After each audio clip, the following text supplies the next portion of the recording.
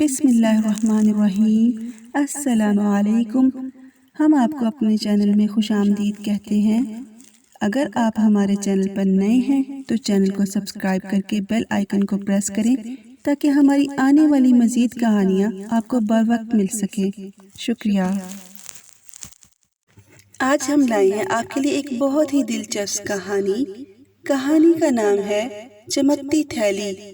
قصبے سے دور پہاڑی علاقے میں عاقل نامی لڑکا اپنے والدین کے ساتھ رہتا تھا۔ 11 سالہ عاقل 5ویں جماعت کا طالب علم تھا۔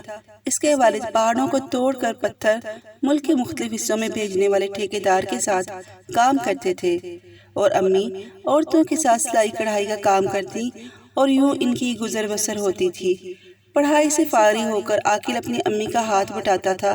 وہ سلائی اور کڑھائی کیے ہوئے کپڑے ماں کے بتانے پر خواتین کے گھروں میں پہنچا کر آتا تھا۔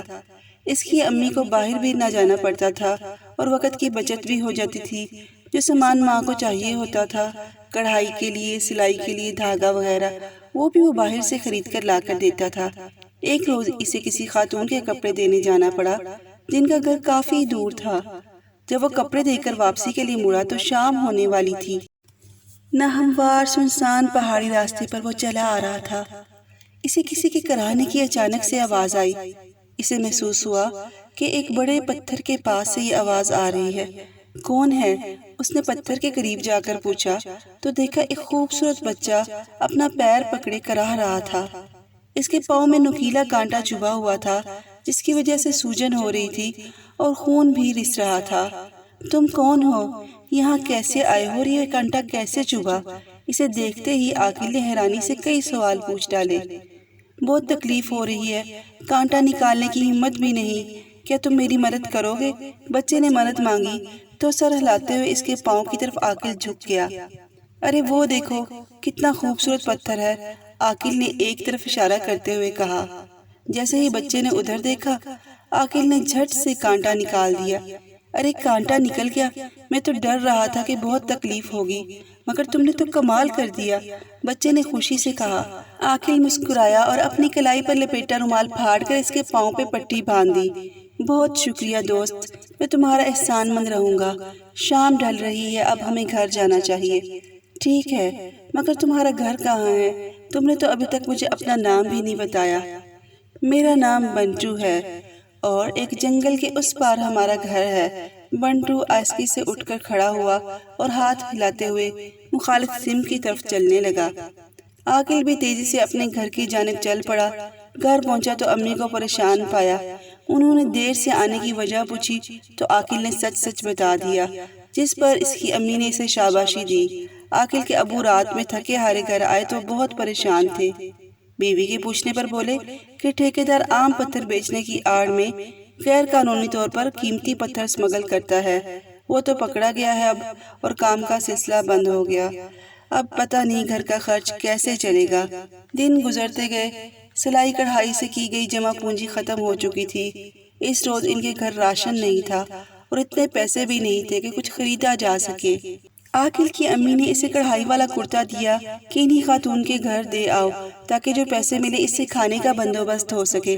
جب وہ کپڑے پہنچا کر آ رہا تھا تو اسے بنٹو نظر آیا۔ دونوں دوست باتیں کرنے لگے۔ بنٹو نے پریشانی کی وجہ پوچھی، پھر اسے ایک سنہری تھیلی دی کہ اسے اپنے پاس سنبھال کر رکھو۔ جب بھی کوئی مسئلہ ہو تو سچے دل سے دعا کرنا اور اس میں سے ایک بیج نکال کر زمین میں دبا دینا۔ عاقل گھر پہنچا، ماں کو پیسے دیے، ابو دکان سے بن لے کر آئے، سب نے کھانا کھایا، بھوک مٹ گئی اور سب نے شکر ادا کیا۔ رات میں سونے سے پہلے عاقل نے دعا کی اور پھر تھیلی سے ایک چھوٹا سا بیج نکال کر گھر کے پچھلے صحن میں مٹی میں دبا دیا۔ اگلی صبح وہ دروازے پر تیز دستک سے جاگے۔ کون ہے؟ عاقل کے ابو نے پوچھا، اور دروازے پر کھڑے اپنے ایک دوست کو دیکھ کر خوش ہو گئے۔ ایک بڑی کمپنی نے پہاڑوں کی کھدائی کا حکومت سے معاہدہ کیا ہے۔ وہاں کے لوگوں نے تمہاری ایمانداری سے متاثر ہو کے تمہیں انچارج بنانے کے لیے کمپنی کے نمائندے سے رابطہ کیا۔ چلو میرے ساتھ چلو، انہوں نے تمہیں بلایا ہے۔ عاقل کے ابو خوشی سے کھل اٹھے اور دوست کے ہمراہ چلے گئے۔ عاقل اور اس کی امی بھی بہت خوش ہوئے۔ عاقل بھاگ کر گھر کے پچھلے صحن میں گیا تو اس نے دیکھا کہ وہاں ایک چھوٹا سا پودا لہلہا رہا ہے۔ ایک روز اس نے دعا مانگی کہ یا اللہ میرے ماں کے کام میں برکت ہو جائے، اور پھر بیج بو دیا۔ اگلے روز اس بیج سے بھی پودا نکل آیا۔ عاقل جب بھی کپڑے دینے پہاڑی پر جاتا تو واپسی پر وہاں ضرور رکتا جہاں بنٹو سے ملاقات ہوئی تھی، مگر بنٹو نہ ملتا تھا۔ وقت گزرنے کے ساتھ عاقل کے گھریلو حالات بہت بدل گئے تھے۔ ایک روز عاقل نے بڑی عجیب و غریب دعا مانگی اور ایک بیج بو دیا، اور اگلے ہی صبح وہ دیکھتا ہے کہ بنٹو اور ایک خوبصورت خاتون اس کے گھر میں موجود ہیں۔ وہ ان کو دیکھ کے بڑا خوش ہوا۔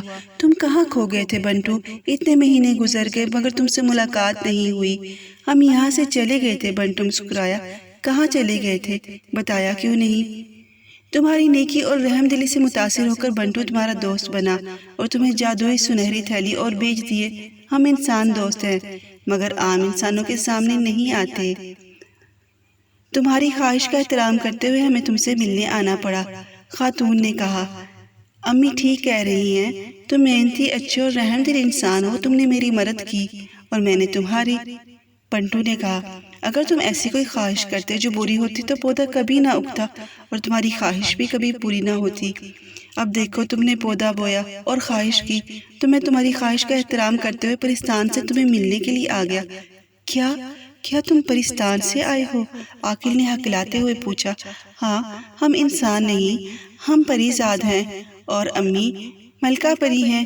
ان کی بات سن کر عاقل حیران رہ گیا۔ اب ہمیں جانا ہوگا، ہمیشہ اچھے کام کرنا، جھوٹ سے بچنا اور دوسروں کی مدد کرتے رہنا، ورنہ چمکتی تھیلی اور بیج غائب ہو جائیں گے۔ اچھا دوست، خدا حافظ، بنٹو نے کہا، اور دیکھتے دیکھتے دونوں ہی غائب ہو گئے۔